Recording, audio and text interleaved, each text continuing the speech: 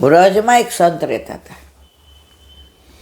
એ રોજ ગીતાનું પઠન પાઠન કરે, એવરી ડે. એને ગીતાજી આખા મોઢે, પણ છતાંય ગ્રંથ લે. શું કામ? આ પ્રમાણ છે, પ્રમેય છે, આને છોડાય નહીં. આજે જેના દ્વારા મને કંઠસ્થ થયું છે એને એટલું માન આપવું પડે. એટલે એક એક શ્લોકને આમ આંગળી મૂકીને પુષ્ટ કરે કે તમે મારામાં ઉતરા છો, તમે મારા ઉપર કૃપા કરી છે. આ ગ્રંથ ન હોત તો હું કંઠસ્થ કેવી રીતે કરત?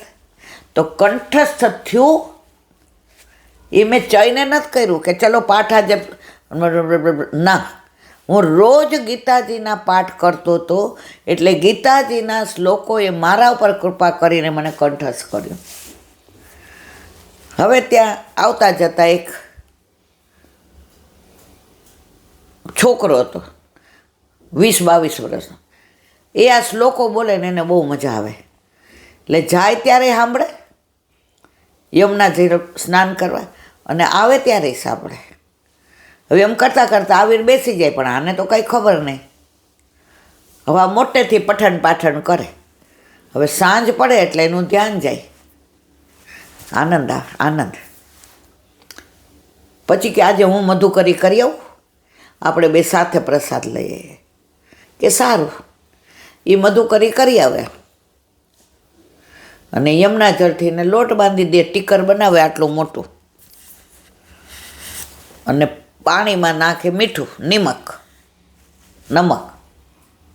એટલે કે લૂણ, એમાં ચોળે 2 જણા ખાય. પાછા ઓલા ગીતાજીનો પાઠ કરે.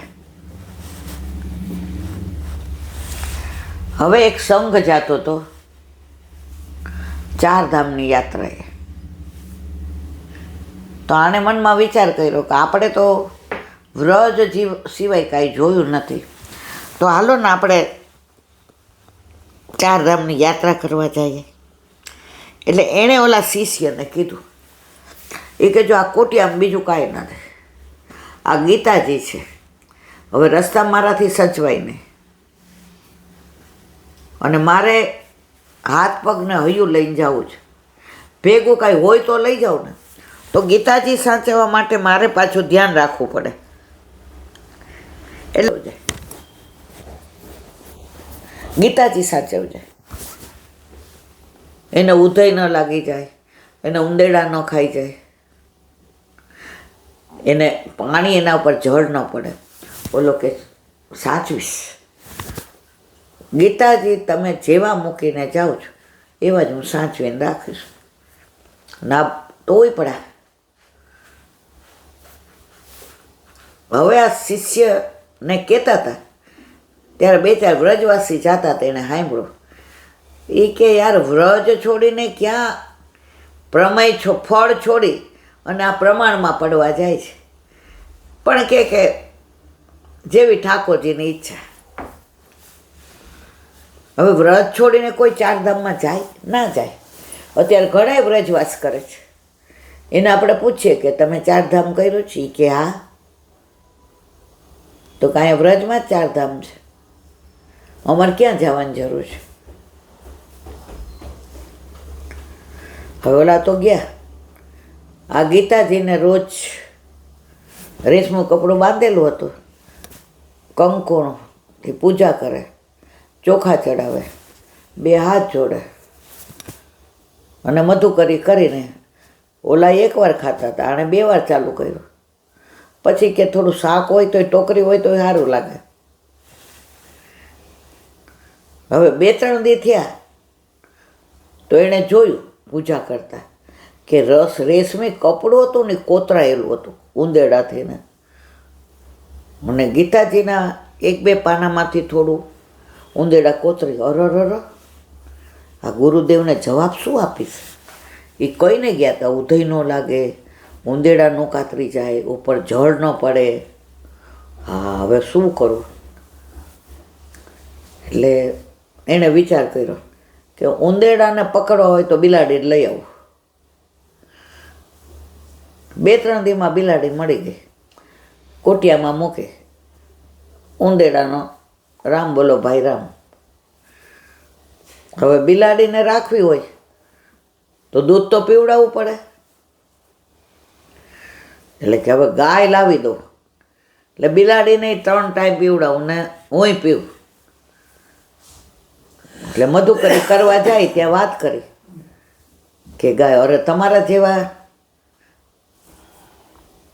બ્રાહ્મણને અમે ગાય દઈએ તો અમારે સારું. ગાય મળી ગઈ, ગાય દોવે ને બિલાડીને પાય ને પોતે પીએ ને ઓલા ગીતાજીના રોજ પૂજા કરે, રોજ કંકુ ને ચોખા ને આરતી ને. હવે ગાય લઈ આવે એટલે દોવે, મેળવે, વલોવે. હવે થાકીને ઠે થાય.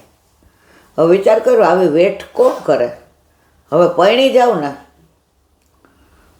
તો મેળ પડી જાય. તો એવી વ્યક્તિ મળી ગઈ એને અને પૈણી ગયા અને 3-4 છોકરા અને ઘરમાં તો તમે જુઓ, વાહ. પછી તો વ્યાવૃત્તિ કરવા માંડ્યા ને બધું થઈ ગયું.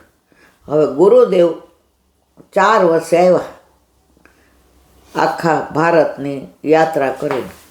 જોયું તો કુટ્યાંતો રંગ રોગાન ને ઉપર આમ છાપરું ને બહાર છોકરાઓ રમે ને અંદર ગાય બાંધેલી બહાર ને અંદરથી ને અવાજ આવે ઝાંઝરનો ને. એ ક્યાં મારી કુટિયા છે બીજાને? આવીને જોયું તો ઓલો તો પ્રસાદ લેતો હતો અને એની બહુ ગરમ ગરમ એને રોટલી ખવડી. કે આ શું?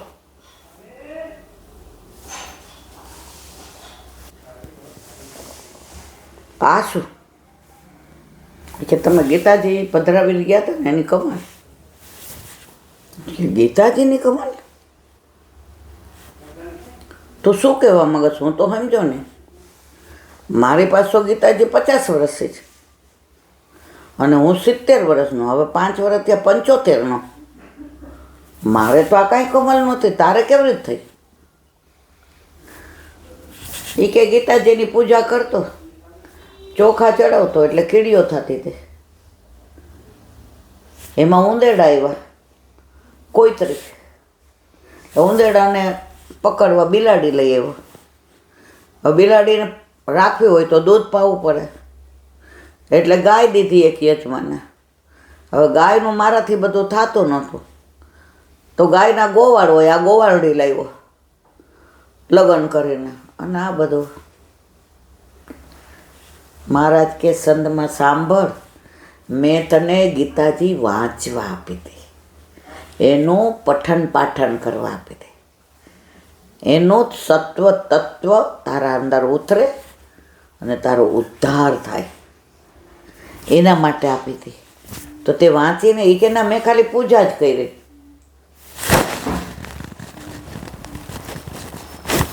સમજી ગયા બધા? અત્યારે આપણે આ જ કરીએ છીએ, ભાગવતની પૂજા કરીએ, પછી ઉંદેડા ને બિલાડી ને ગાય ને પછી આ. જો અંદરનું વાંચન કરીએ, જો સમજીએ, જો એનો મર્મ, એનું તત્વ અને એનું સત્વ સમજીએ તો સંત મહાત્માની જેમ તરી જઈએ અને પૂજા કરીએ તો સંસાર પામીએ. હવે નક્કી આપણે કરવાનું કે આપણે શું કરવું છે. બોલો વલ્લભાધીશ કી જય. શ્રી વલ્લભાધીશ કી.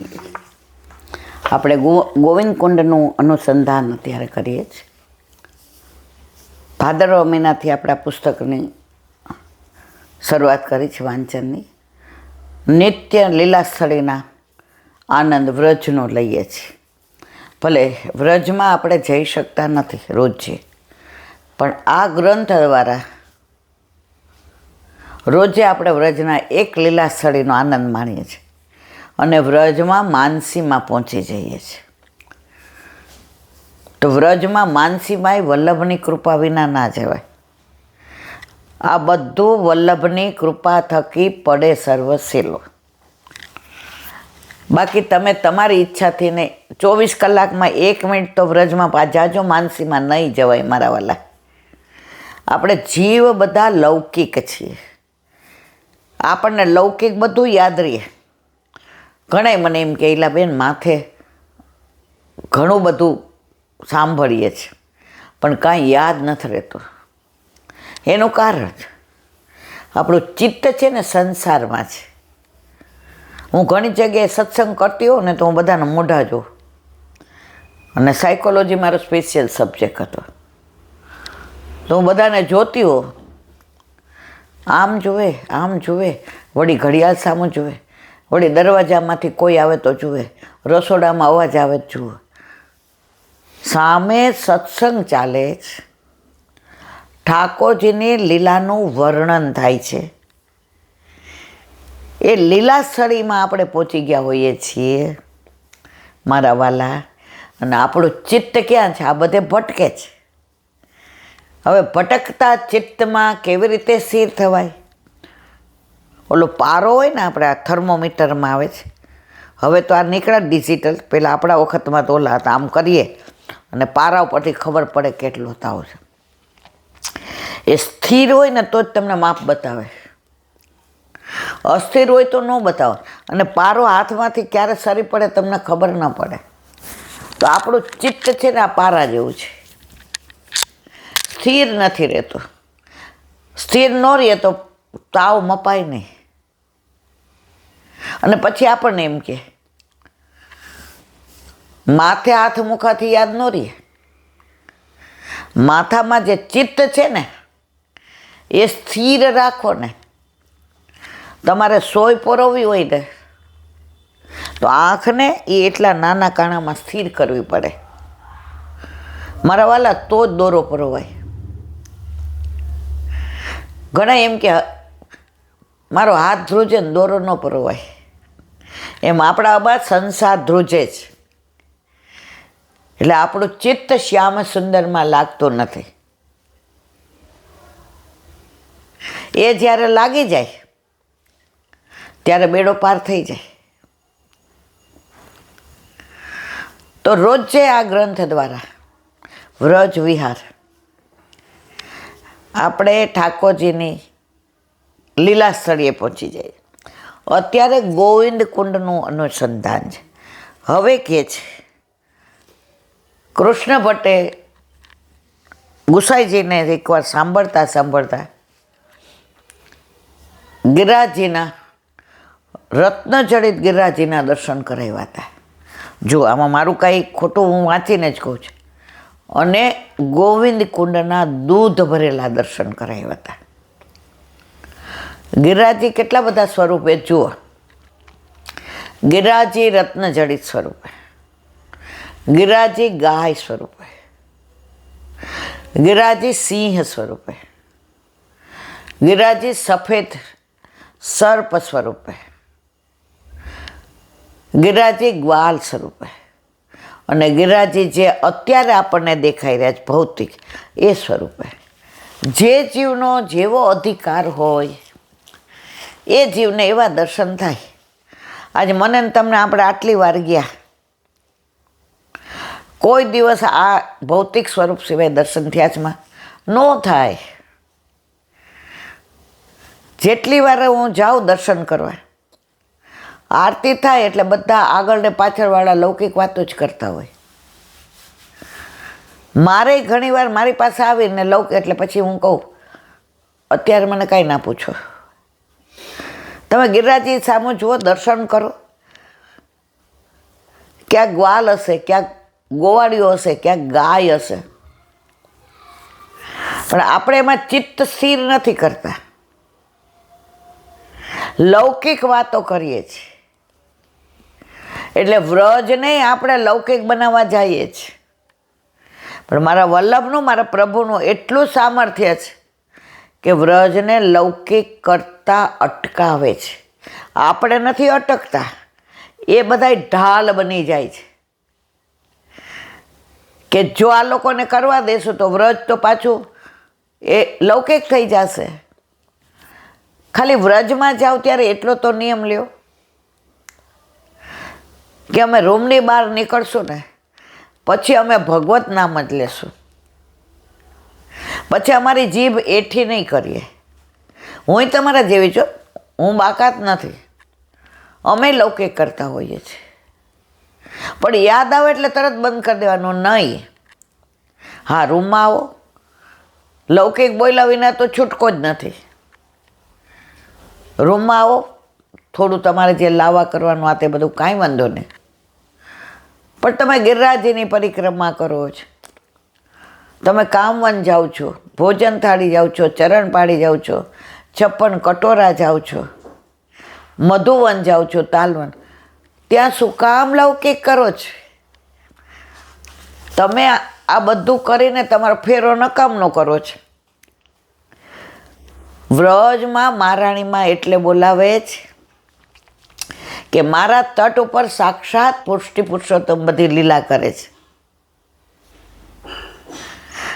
બધા વન એટલે બોલાવે છે કે પ્રભુ આજે પણ ગોચારણ કરે છે.